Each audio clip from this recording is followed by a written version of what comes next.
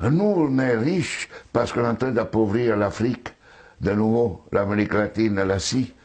Nous sommes nous les responsables de ces millions de morts. C'est nous qui disons que tu dois avoir accès à l'eau simplement si tu la payes. Que je t'amènerai l'eau si je suis rentable. En Afrique, c'est nous, c'est pas eux. Eux, ils étaient capables de le faire en communauté. Et donc, à l'heure actuelle, il faut se dire que les guerres qu'on est en train de faire, c'est quoi? C'est parce qu'ils nous ont attaqués. Qui? Quand Sarkozy a bombardé la Libye, aucun Libyen n'avait attaqué la France. La France n'avait pas été bombardée par personne. Et nous, quand les Américains ont bombardé Bagdad ou l'Irak, parce que c'était l'ennemi du mal, tous ces millions qui sont morts, et tous ces millions de réfugiés syriens, irakiens, etc., c'est qui eux, ils ont voulu. Et nous, on a le courage après de dire, je vais t'aider pour rester chez toi. Hein? Alors qu'on les a créé des conditions pour qu'ils doivent fuir. Et nous, on va dire hypocritement à cette Europe qui hypocritement donne 6 milliards à la Turquie, 2 milliards aux Libyens pour pouvoir tenir les gens qui viennent d'Afrique, où on est en train d'alimenter, nous, les guerres. Mais il faut s'arrêter de se raconter des balivernes ici. Hein? Il faut arrêter. La guerre ne se fait plus parce qu'on tue l'ennemi.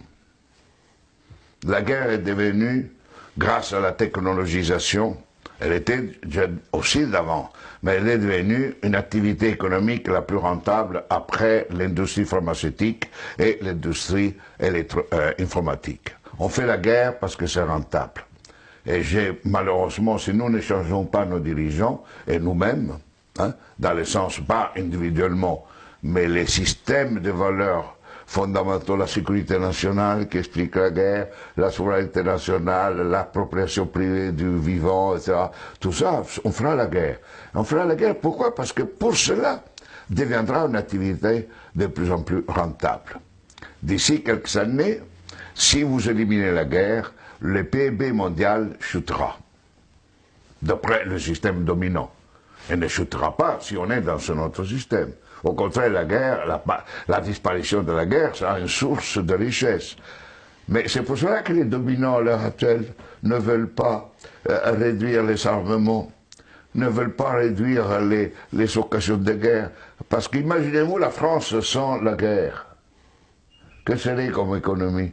Imaginez-vous les États-Unis sans guerre, deviendraient des pauvres. Des économies pauvres.